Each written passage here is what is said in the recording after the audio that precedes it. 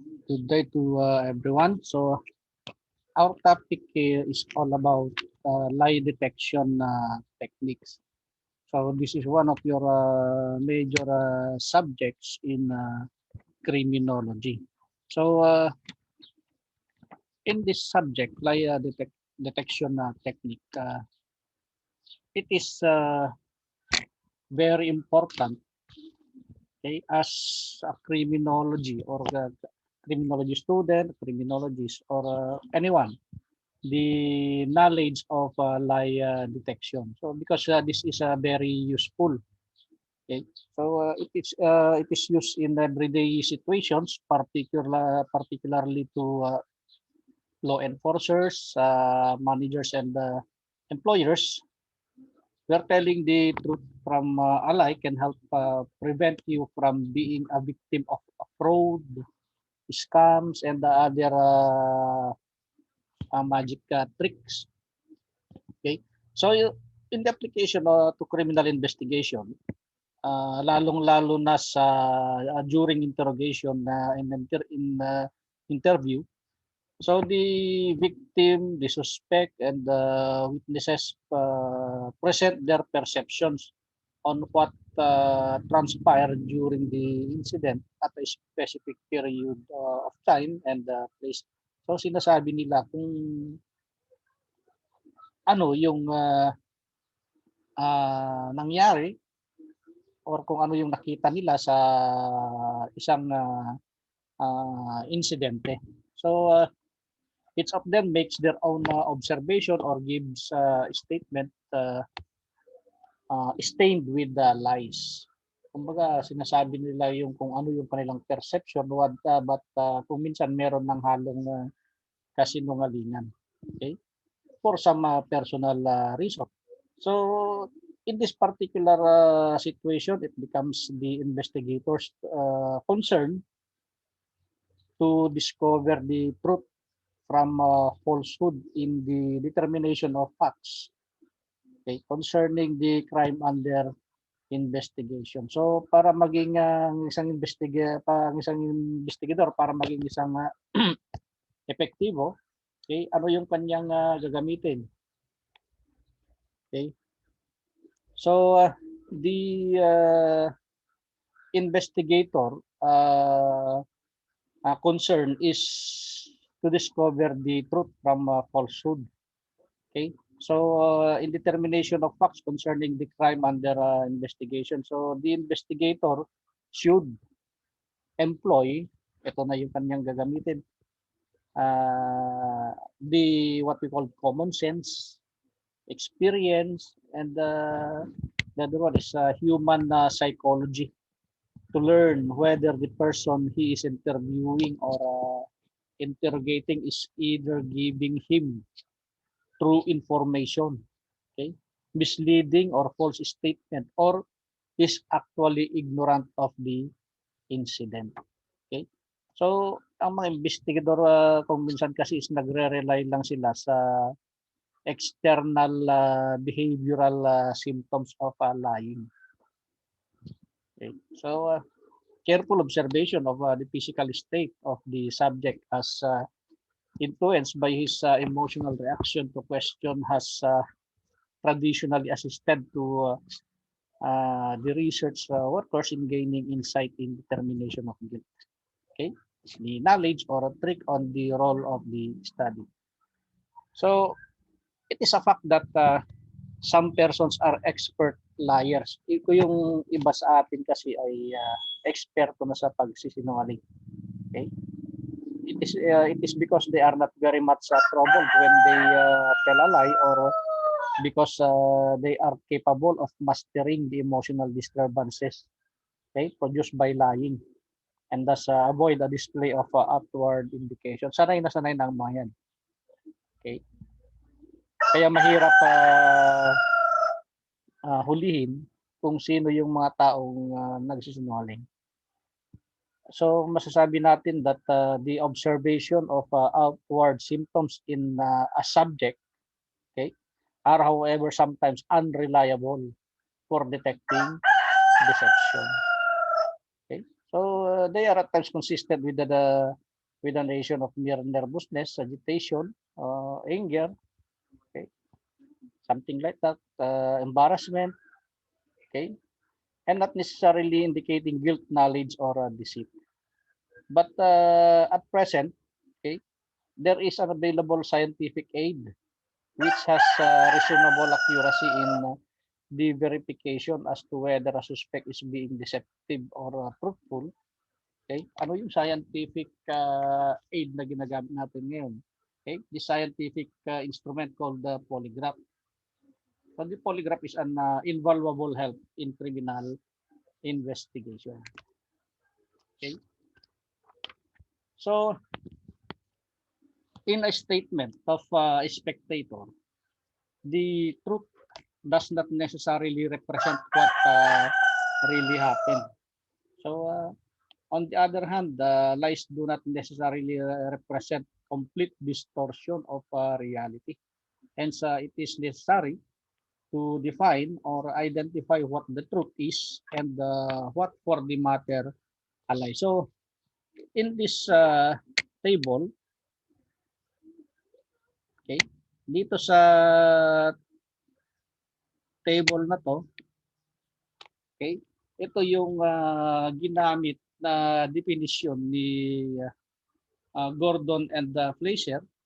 Okay, I quoted the definition of Gordon and Fleischer of the truth and the lie. So, ang sabi ni Gordon and Fleischer, truth is a recollection of perception without any intention to distort or deceive. Okay? Ito yung mga makatotohanang kasagutan. Okay?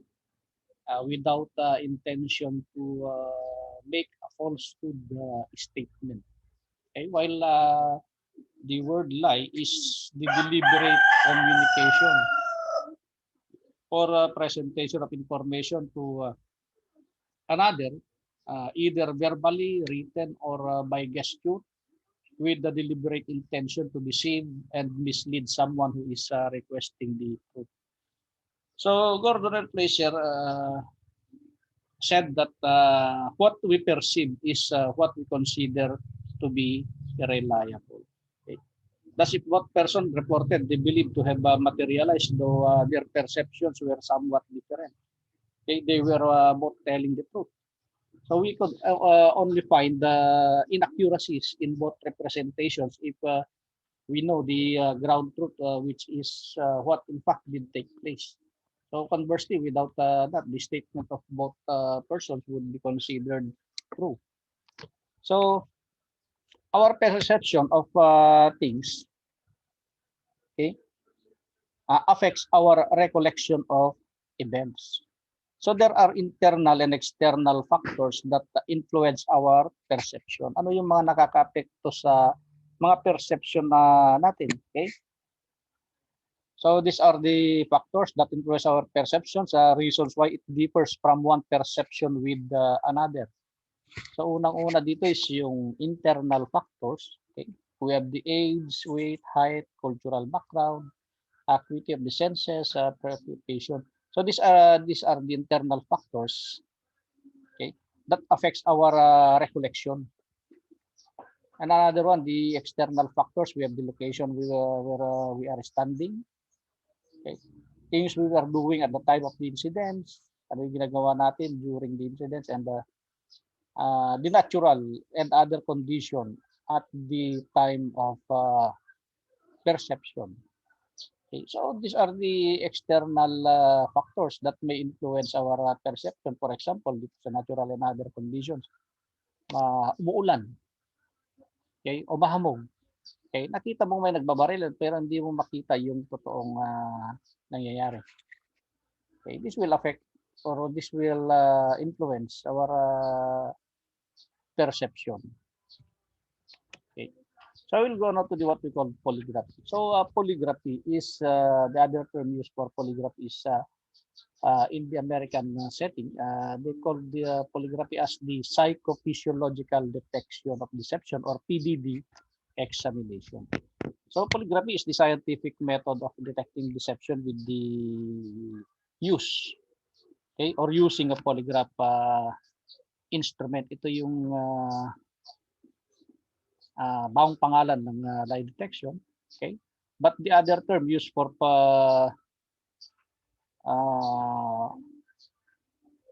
polygraph is the PDD. Okay. So next is polygraph.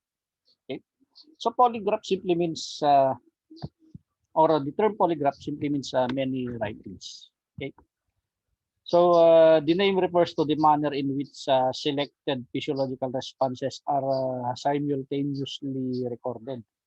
So yung polygraph ay isang recorder ng psychophysiological changes, okay, occurring on within the examinee's body, okay, as the polygraph examiner as a series of questions. So basically, the polygraph instrument is a combination of medical instrument or medical devices used by physicians in monitoring and checking the physical condition of their patients. So, as an examinee, okay, an examinee is a question about what certain event or incident. Okay, the instrument records and monitors the relative changes of the examinee's heart rate, o ito na yung mga changes of the body, okay, na inire-record ng polygraph. Okay, the heart rate, blood pressure, respiratory rate, and the electrodermal devices, activities, I should say. Okay, so yun yung mga nire-record ng polygraph. Okay, heart rate, blood pressure, respiratory rate, and electrodermal activities. Okay. So merong matanong kasi na lumalabas, ang polygraph ba ay lie detector? Okay, is polygraph a lie detector?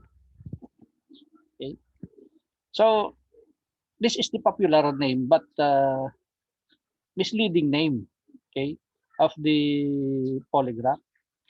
Okay, itong lie detector, misleading name of the polygraph, because the instrument was so named because it is commonly used in lie detection. Kaya tinatawag na lie detector.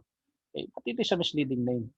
Okay, during the test, polygraph makes various recordings of a person's physiological responses, which will be interpreted by the polygraphist, okay, to determine whether the subject has been lying or not.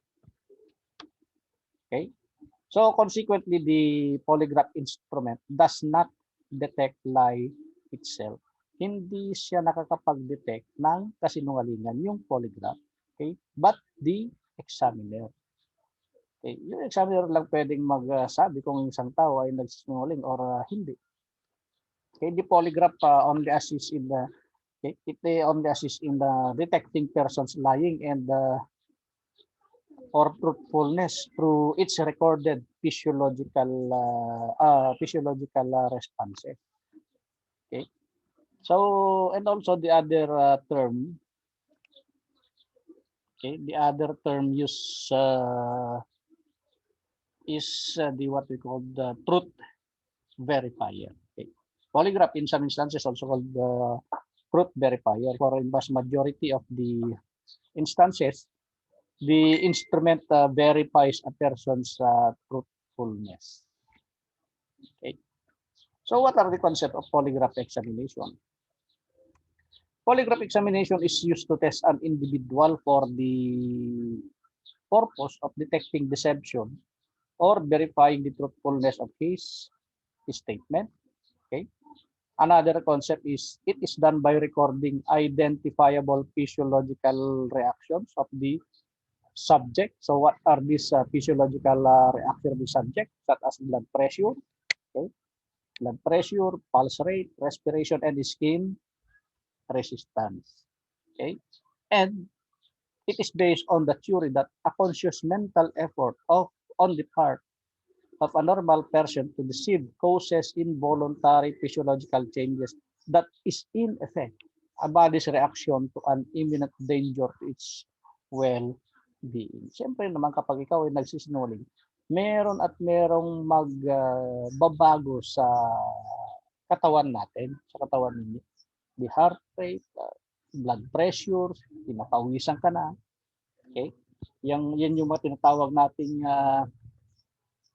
involuntary physiological changes na kahit napigilan mo is andyan pa rin. Hindi mo naman mapigilang magpawis. Hindi mo naman kayang pigilan yung pagbilis ng tibok ng puso mo. So those are the involuntary physiological changes in the body. Okay? So what are the objectives of polygraph examination? So the polygraph examination is conducted in order to obtain additional investigative leads to the fact of the case or offenses. Okay. The other one is ascertain if a person is telling the truth. Okay. Locate the fruits or tools of the crime and whereabouts of the wanted persons. Identify their persons involved. Okay. What are these persons involved? It is either the accomplices of the crime. Okay. Obtain valuable information from reluctant witnesses.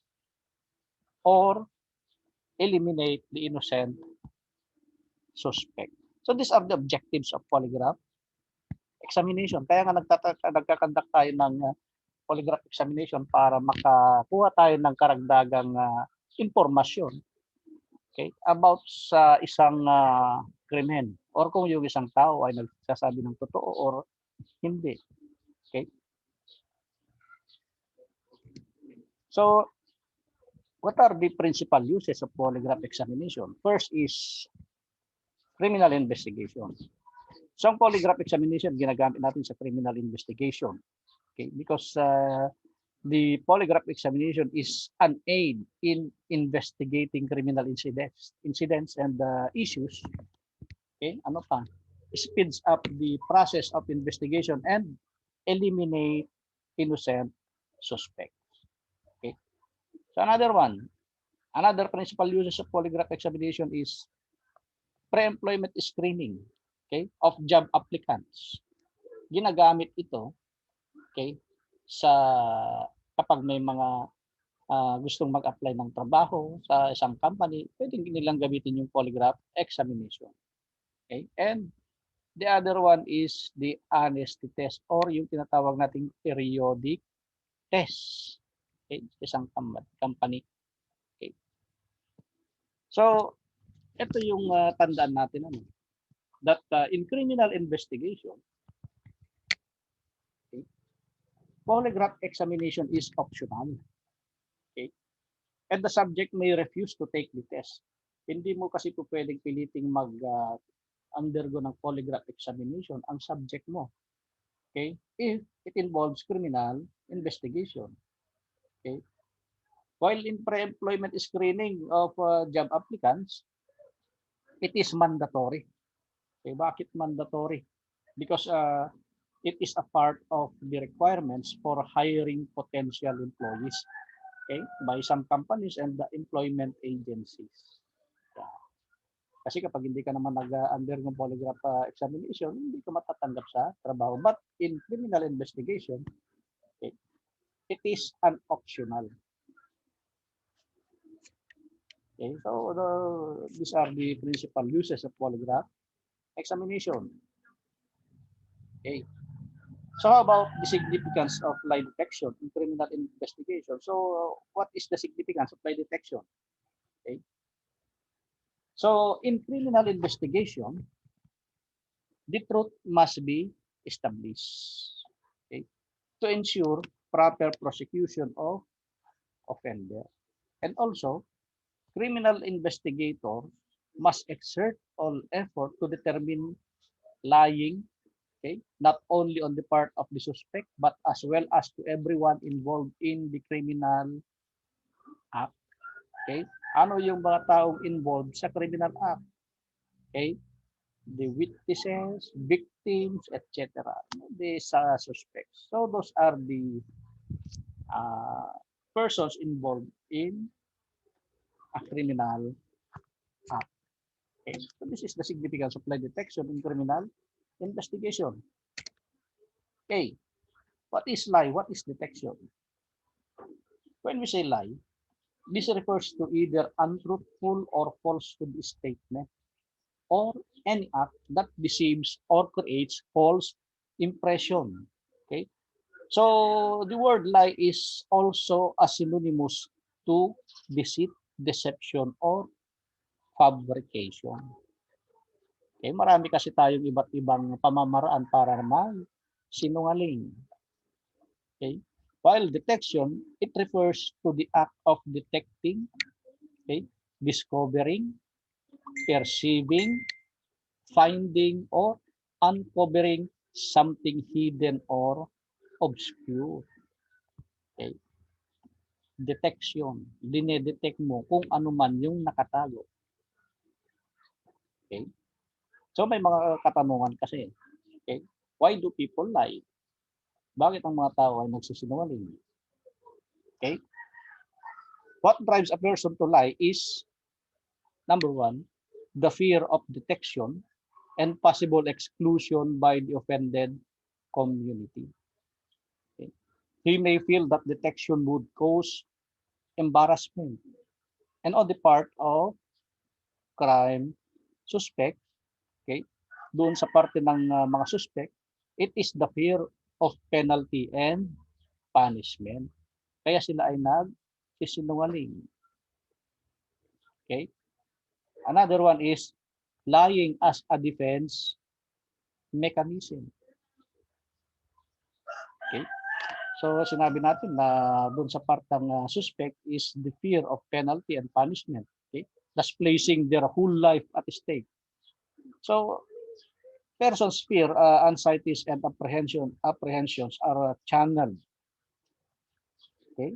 Channeled toward the situation which remind his instinct of self-preservation to struggle out from the consequences of the wrong he had already done. Okay? In short, he resorts to lying as a defense mechanism. So, ito yung mga dahilan kung bakit ang tao ay nagsisinungaling. Okay? So, meron tayo kasing iba't ibang klase ng pagsisinungaling. So, what are the common kinds of lie? Okay? So, we have the white lie or benign lie. Okay? Pathological, red lie, black lie, and malicious or judicial lie. So when we say lie, white lie, it is committed. Okay, these are lies committed to preserve, okay, preserve, protect, or maintain the harmony of friendship or relationship. Okay. Para maprotektahan mo lang yung pagkakaibigan o relasyon ninyo. For example, tinanong ka ng girlfriend mo, okay, babe, ang ganda ko ano? Ano yung sasagot mo? Ay, oo, napakaganda mo, babe. Pero sa totoo is, mukha naman niya yung si Ina. Ina ni, ano, Chaya. Okay. So, that is the white lie or benign lie. Okay. Another one is pathological lie. Okay. When we say pathological lie, this is a lie made by persons who cannot distinguish right from wrong. Ito na yung pagsisinungaling ng mga taong hindi niya kayang sabihin kung tama o mali yung kanyang ginagawa. Yung hindi niya kayang distinguish yung tama at mali. Okay, ito na yung mga baliw. Okay. While red lie, this is prevalent in communist countries or communist infested nations. So, this involves political interest, and motives because this is a part of communist propaganda strategy. Okay. So ano yung mga ginagawa kung mapapansin niyo yung mga napapanood niyo sa TV, kaya na nag-rally. So those are all red lies. Okay, next is black lie. So when you say black lie, this is a lie which accompanies pretensions and the hypocrisies. Okay, intriguing to cause dishonor or discredit one's good image. Sisirain mo yung magandang imahe ng ibang tao. Okay, sasabihin mong siya ay mamamatay tao kahit hindi naman siya, sinasabi mong siya ay rapist kahit na hindi naman, para lang masira yung kanyang image. Okay, yun sa masira yung kanyang magandang katauhan. Okay. And the other one is malicious or judicial lie. So this is very pure and unjustifiable kind of lie that is intended purely to mislead or obstruct justice by a guilty accused person. Okay. That is malicious or judicial lie. Okay. Another one, the different types of liars. Ito yung mga iba't ibang klase ng mga sinungaling. Okay. So here are some of the different types of liars. Okay. One is we have the sociopathic liar. So pag sinabi mong sociopathic liars are those who lie continuously to get their own way, okay, without care or concern to others. That is sociopathic liars. They are the what we call the goal-oriented. Okay. Another one is the compulsive liars. Okay. Okay. So when we say compulsive liars, someone who continually lies as their habit. It tends to be their normal manner, okay, of responding to question of others, regardless of how small or large the question is. So they are feeling discomfort of being truthful because lying makes them feel right. Okay. Hindi sila komportable na magsabi ng katotohanan. Okay. So next is the occasional liars. So when you say occasional liars, are those who seldom to lie. They are quick to ask forgiveness, okay, from siguro individual that they lied to, and are often respected for their attempts of at being truthful and the humility to admit when they commit lies. So these are the occasional liars. Another one is panic liars. Panic liars are those who lie in order to avoid the consequences of a confession. Okay? They are afraid of embarrassment, and they believe that confession will just make the matter worse. Okay? Yung mga nagpapanik na iniisip nila kapag magsasabi ako ng katotohanan, baka lalaki pa yung problema. Okay. Another one is occupational liar. So this they are considered to be practical liars. So yung tinatawag nating practical liars, for they lie when it has yung tinatawag natin when it has a higher pay off than telling the truth. Okay. So yung tinatawag nating occupational liar. Ano yung higher payoff? Magsinungaling kita, for example, pag sinungaling ka, bibigyan kita 20 million. Okay. Another one is tournament liars. These tournament liars are those who love to lie and are excited by the challenge of not being detected. Okay. Sa mga tournament liars, for them an interview is a contest, okay, that they want to win. Okay. They this tournament liar realize that They will probably be convicted but will not give anyone the satisfaction of hearing them confesses. Okay? Yan, yung mas gustong-gusto nilang magsinungaling and natcha-challenge sila pag sila ay nagsisinungaling. So these are the tournament liars. Another one is psychopathic liars. Okay? This is the most difficult type. Okay? These persons have no conscience and shows no regret for dishonesty and manifestation of guilt. Yan yung mga psychopathic. Okay? And the other one is ethnological liars. So these are those who are taught not to be a squealer. Okay? Pathological liars, ito na yung mga baliw. Okay? Persons who cannot distinguish right from wrong. Okay? Maybe because of their sick mind. And the next, black liars. Okay? These are a person who always pretend what he is and what he thinks of himself. Gwapo-gwapo ko, kahit hindi naman. Okay? White liars. Okay?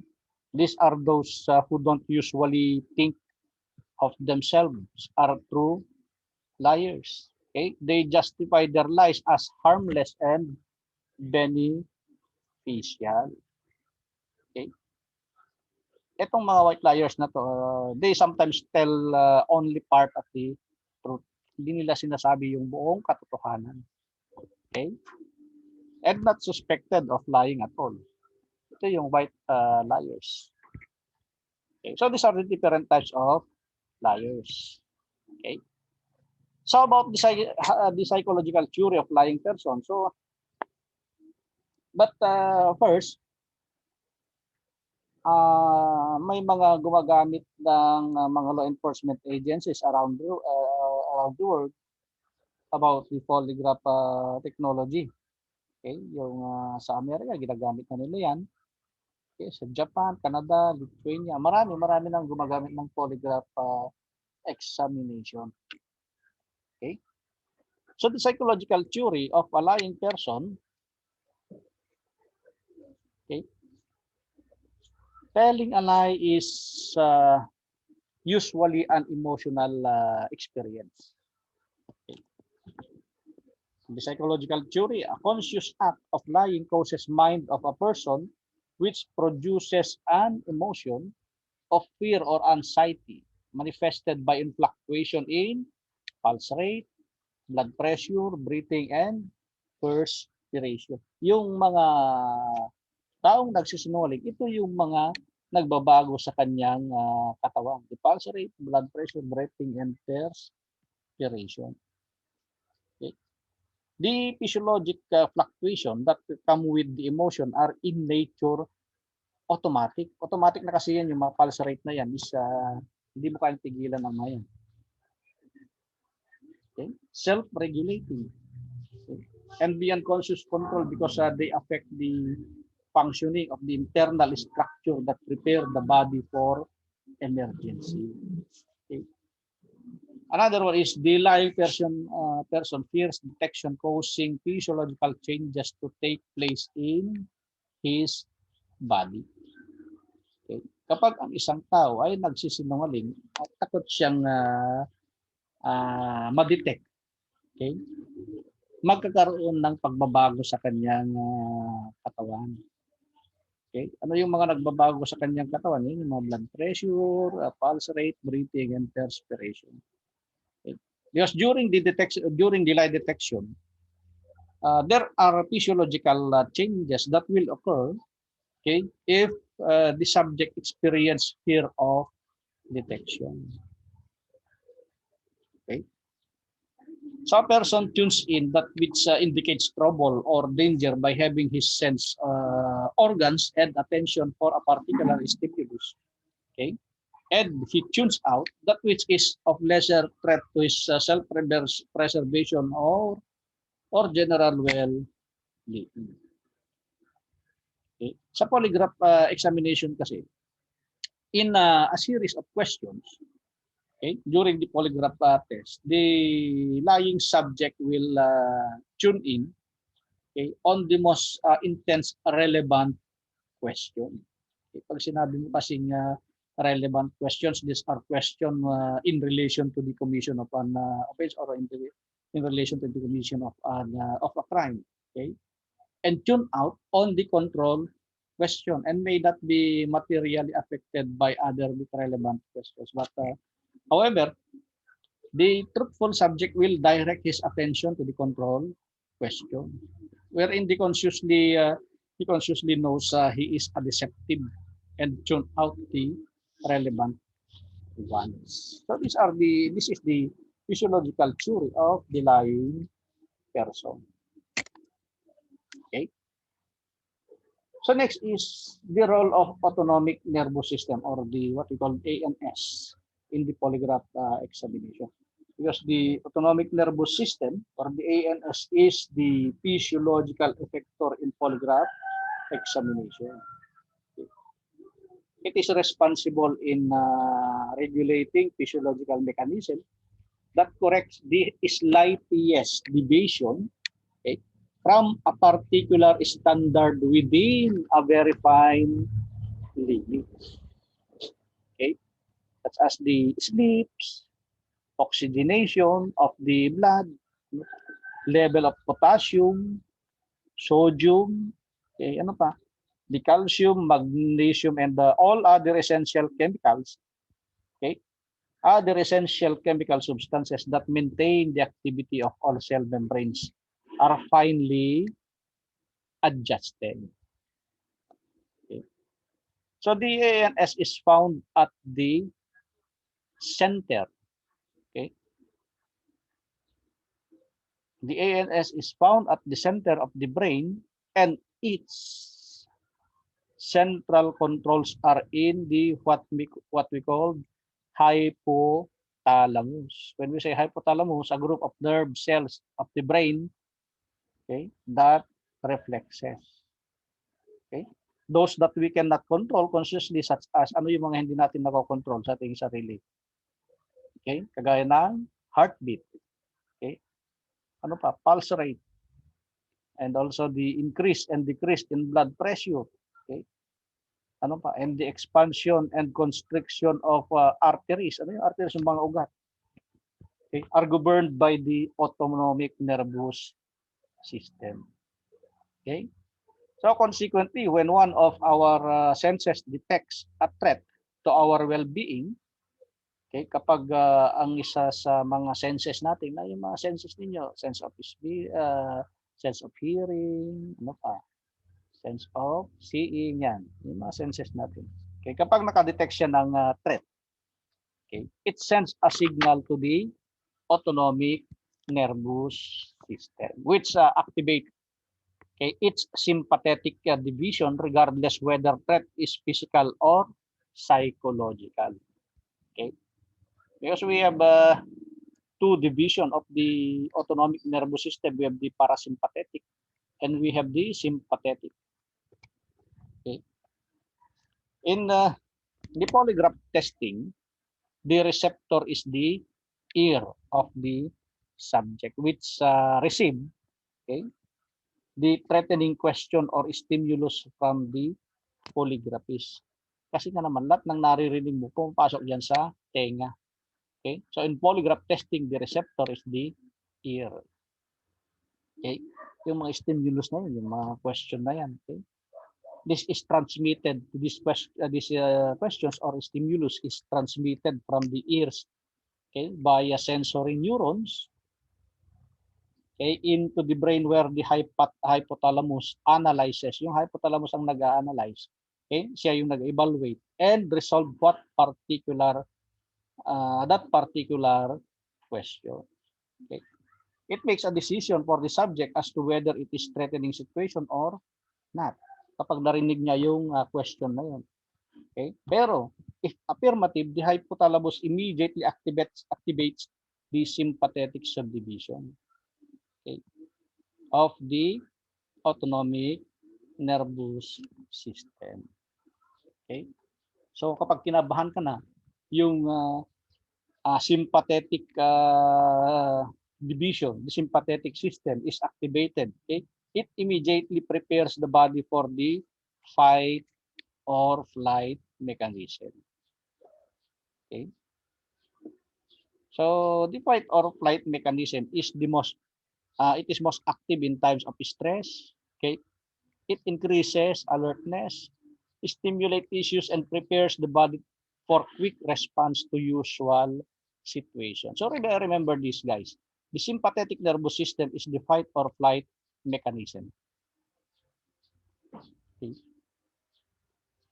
So in the sympathetic system, okay, so andito yung tinatawag nating fight or flight situation causing the adrenal glands to secrete hormones. Ano yung hormones? Ito yung tinatawag nating epinephrine. Okay? And norepinephrine so that the blood will be distributed to those areas of the body where it is most needed to meet the emergency. Okay? Ano yung parts ng body natin na sinusupply ng dugo? Okay? Mga muscle groups natin and also with the brain. Okay? And the chemical norepinephrine causes the arterioles in the certain parts of the body to constrict, thereby preventing blood from entering those areas where it is not immediately needed. Okay. Yan yung trabaho ng sympathetic nervous system. Okay. So, there are obvious other obvious effects that place when the sympathetic system is activated. Okay. Ano yung epekto pag na-activate na yung sympathetic system natin? Okay? Kapag na-activate na, okay? The one is the heart pumps blood harder and faster. Yung mararamdaman ninyo, yung puso ninyo is yung bilis yung tibok niya. Okay? Okay? Because it pumps blood harder and faster, increasing blood pressure, okay? Pulse rate and strength, okay? And thus furnishing more oxygenated blood to those areas of the body, okay? Where it is vitally needed to meet in the emergency. Okay? Kagaya ng brain natin, kapag na-activate na yung sympathetic, it increase mental activity. Okay? So the second division is ito na, parasympathetic nervous system. Okay. The second division of the autonomic nervous system, it is functionally antagonistic or opposed to the sympathetic. Magkaiba sila ng trabaho. Okay. So the role of the parasympathetic nervous system is to maintain the homeostasis of the body necessary for normal functioning. Okay. Kapag dito, fight or flight mechanism, pinapabilis, for example, pinapabilis niya yung tibok ng puso mo, dito, binabalik niya yung normal na tibok ng puso. Okay. The role is to maintain the homeostasis of the body necessary for normal functioning. Okay. So therefore, it follows to reestablish the chemical balance of the body. Okay. Kapag na-activate na yung parasympathetic. Okay. For example, dito naka-experience ka ng takot. Siyempre kapag takot ka, bumibilis yung tibok ng puso, pinapawisan. Okay. After that, okay, kapag wala na yung takot mo, ito papasok si parasympathetic. Okay. Inilalagay niya sa normal yung katawan mo. So that is the role of parasympathetic and the sympathetic. Okay. So para maintindihan natin mabuti, ito yung diagram ng autonomic nervous system. Sa polygraph examination, ang stimulus ay yung question. Kapag nakarinig ka ng katanungan, polygraph test, okay, pumapasok siya sa tenga. The subject received the message through the ear and transmit to the brain via sensory neurons. Okay. After receiving the message, it will transmit to the brain hypothalamus, and the hypothalamus will analyze and evaluate the message or question. Okay. Yung hypothalamus yung nag-analyze at nag-evaluate ng tanong na yun. Then, after that is the physiological response. Okay? After evaluating and analyzing the question, magkakaroon ka na ng physiological response. Ano yung physiological response? Change of blood pressure, heartbeat, bumibilis, perspiration, lahat na yan. Okay? And after that, the polygraph, through its transducer, monitor the record responses. Kung ano man yung responses mo dito, siya yung inire-record ng polygraph machine through its transducers. Okay? Yung mga nakalagay dyan sa katawan mo na. Okay? Then after that, yun yung inire-record ng polygraph machine. And after that, the polygraphist evaluate and interpret the recorded tracings whether the subject is truthful or lying. So hindi yung polygraph machine ang nagde-detect ng lying, but the polygraphist who evaluate and interpret the recorded tracings. Okay? Para masundan natin, ito pala yung diagram. Okay? Kung paano yung polygraph examination na tinatawag. Okay? So what are the problems encountered by the police investigator during interrogation? May mga problema kasi na kinakaharap ng mga police investigator natin. Okay? So during the interrogation, the police investigators always encountered difficulties. So what are those difficulties? Okay, eto na. Okay? Such as determining whether the subject is telling the truth regarding the crime under investigation. Okay, mahirap naman kasing magsabi kung ang isang police investigator na sabihin niya, ikaw nagsisinungaling. Okay. Obtaining admission or confession from the suspect after his guilt has been established. And another one is reluctance of fearful witnesses and informants who are possessing information to disclose them to the interrogator. Ito yung mga problemang kinakaharap ng mga police investigator. Okay. So, there are also the what we call external observable signs or the what we call symptoms, okay, of lies and deception. Okay. So, what are these external observable signs? Okay. So, the external observable signs and symptoms of lies and deceptions generally, okay, these are the following, okay, because when a person appears to be detected, there are signs and there are signs and symptoms which indicate lies, okay, guilt or deception na pwede nating maobserbahan sa isang tao. Okay, we have ito, stammering and swearing to or before God that he did not commit an offense. Ito, mahilig tayo dito. Okay. Pointing his guilt to somebody else. Okay, tinuturo mo na yung ibang tao. Okay, refuses to answer question through alibis and excuses. Hindi mo sinasagot yung mga tanong diretso. Okay. All the time absent-minded. Okay, always requesting for repetition of question. Okay, this is an external observable signs or symptoms of lies and deception. Okay, paulit-ulit mong tinatanong yung parang wala kang narinig, parang hindi clear yung tanong sa'yo, napakliwanag naman. Okay, often ask counter question or counter queries. Okay, ito pa isa, false facial expression. Yung tinatawag nating masking. Okay, blushing, paling, or profuse sweating of forehead. Okay, pinapawisan, lalo-lalo na sa noo. Dilation of eyes, protrusion of eyeballs, and elevation of upper eyelids.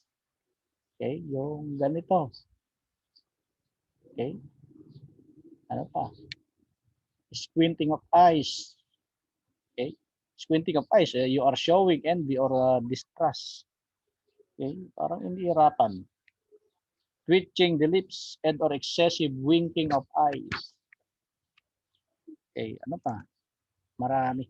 Failure to look the inquirer straight to the eyes, hindi ka makatingin ng diretsyo. Excessive activity of Adam's apple, yung nasa leeg ninyo, hindi mapakali yung Adam's apple ninyo. Okay? A peculiar monotone of the voice or a forced laugh, yung napipilitang tumawa. Rolling of eyeballs from one direction to another. Okay? Often ask permission to go to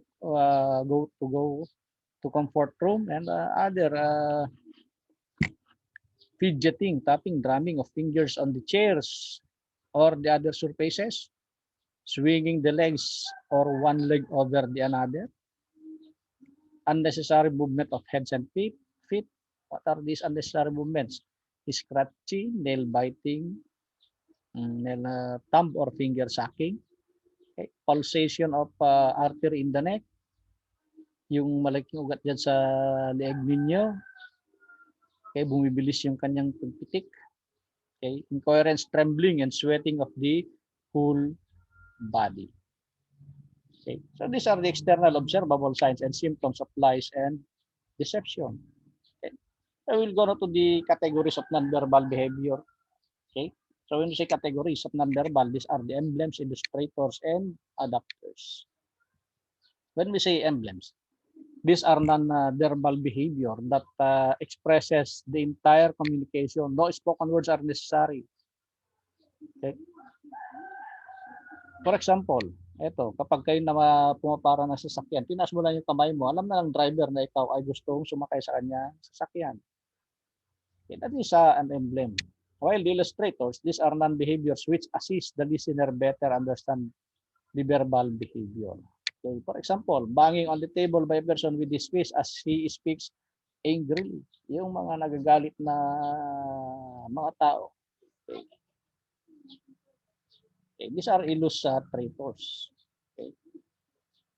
Okay. Mataas yung kanyang boses tapos sinuntok niya ng pader. Ibig sabihin, galit yun.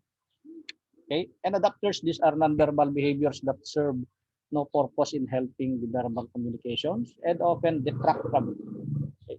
They are indicators of deception. Okay? So, pag sinabi mong nonverbal behavior, assessment, okay?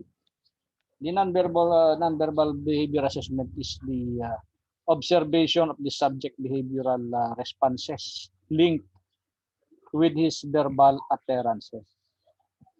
Okay. So according to Gordon, he stated that the corresponding line of suspect assessment is the nonverbal, and that in order to achieve a high level of assessment reliability. Okay. So the verbal portion of the assessment needs to be linked with the more obvious response of nonverbal behavior. So the interrogator or interviewer will have the information and insight necessary to the determination of truth and deception by the combined total response record. Okay. So these are the areas to note when assessing nonverbal behavior. Okay. What are the area? General posture. Okay. Pag truthful, often they will lean slightly forward, indicating interest. Okay. In what is being said, okay, shoulders tend to remain square and the body is aligned with the interviewer, while on the deceptive, okay, often show very close to and defensive position, okay, such as cross arms and legs, often lean back and stretch out their legs. So these are the deceptive person. Okay, another area is the head and face. Okay, the head and face, pag truthful siya, shows appropriate facial expression and head positioning. While on the deceptive, smiling at an appropriate point, false smile, appearing to be surprised, angry, or disgusted. Another area is yung kanyang mata. Okay, yung mata niya, pag truthful, maintains normal eye contact, looking straight in appropriate point. Okay, not squinting too often for subject with normal eye condition. While in deceptive, it breaks in eye contact. Okay, which occurs in at the appropriate time, exaggerated eye contact or maintain eye-to-eye contact too long. Okay, trying to replicate sincerity, closing, blinking, and squinting of the eyes. Okay, how about the arms and hands? Okay, sa truthful, it sits with his elbows away from the body. Arms crossed across his stomach, touches his chest, and as he is talking. While in deceptive, elbows are close to the body. Okay, closed arms or legs, or outstretched legs, arms across the chest, pointing away from his body when he is talking. Okay, hands crossed tightly in front of him. Okay, sense arousal gesture. Okay, in truthful shows no signs of stress responsive behavior. While in deceptive, okay, touching or scratching the nose as the suspect answer a critical question or explaining something, touching the ear, rubbing the eye. These are the sign of non-verbal behavior. Okay, sa mga deceptive. Okay, feet and legs generally use open and settled foot and legs position. Okay, sits with his arms open, okay, palms up and legs apart throughout the interview. Okay, while deceptive, runner's feet position. Okay, crisscrossing of feet when sitting. Okay, so these are the areas to note when assessing the nonverbal behavior. Okay, so that's all, and thank you, and God bless.